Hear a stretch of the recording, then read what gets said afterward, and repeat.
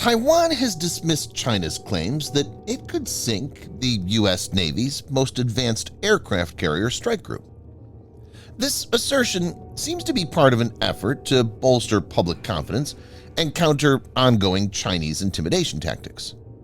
A research paper published in May by scholars affiliated with the People's Liberation Army-backed North University of China claimed that a war game demonstrated the capability of sinking a flotilla led by the USS Gerald R Ford with 24 hypersonic anti-ship missiles with absolute certainty. This marked the first public disclosure of a Chinese simulation involving hypersonic strikes on a U.S. aircraft carrier. The simulation is thought to have utilized Dongfeng-21D and Dongfeng-26 ballistic missiles, commonly referred to as carrier killers, due to their intended targeting of mobile naval vessels. This was reported by SCMP, or South China Morning Post. Viewers can check the video on the above card to get details on the Chinese simulation. In this video, Defense Updates analyzes how a Taiwanese expert has busted Chinese claim of easily sinking the USS Ford Carrier strike group with hypersonic missiles. Let's get started.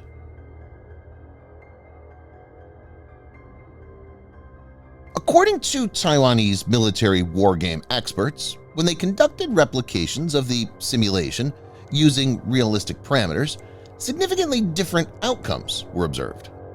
Lin Xuankai, a seasoned wargame expert at Taiwan's Defense Ministry's Institute for National Defense and Security Research, stated that their think tank replicated the wargame conducted by the North University of China.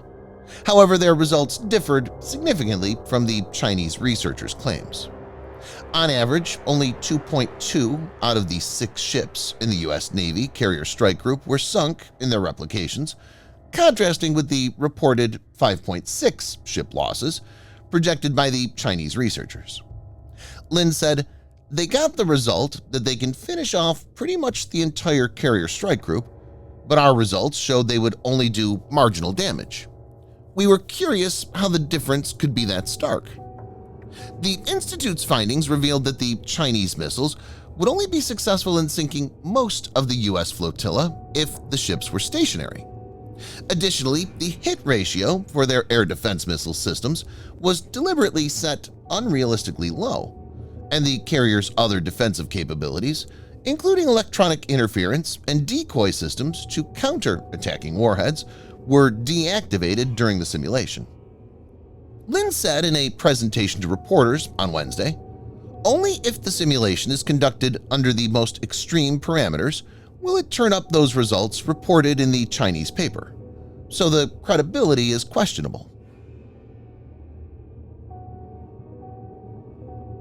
Nimitz and Ford-class carriers are some of the biggest warships to roam the oceans, but that doesn't mean they're slow and lumbering.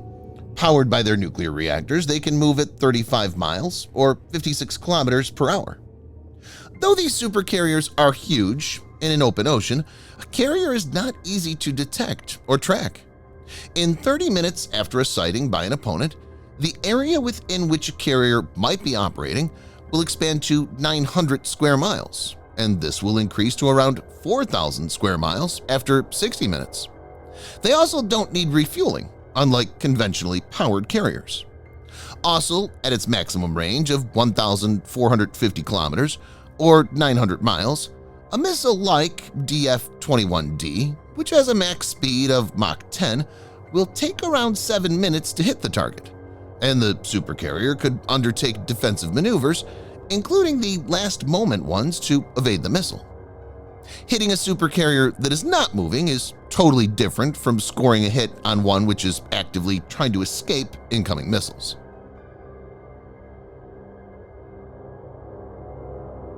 On Friday, June 18, 2021, the USS Gerald R Ford successfully completed the first scheduled explosive event as part of Full Ship Shock Trials, FSST.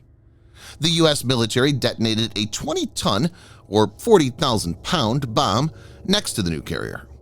The explosion was so powerful that it registered 3.9 on the Richter scale. The blast is comparable to 100 modern depth charges exploding simultaneously. A blast can occur from anti-ship missiles, naval mines, torpedoes, or even other ships nearby that get hit by enemy weaponry. FSSTs include validation of almost everything, including the hardiness of onboard computer systems to nuclear reactor elements. Ford successfully completed the third and final scheduled explosive event for full ship shock trials on August 8, 2021. During the 4-month testing evolution, the aircraft carrier withstood the impact of 3 underwater explosions, released at distances progressively closer to the warship. Captain Paul Lanzalota, Ford's commanding officer, had said, "We had 0 catastrophic failures on the ship, 0 situations where we had flooding, 0 fires." It's evident that to cripple an American supercarrier, only a direct hit will get the job done.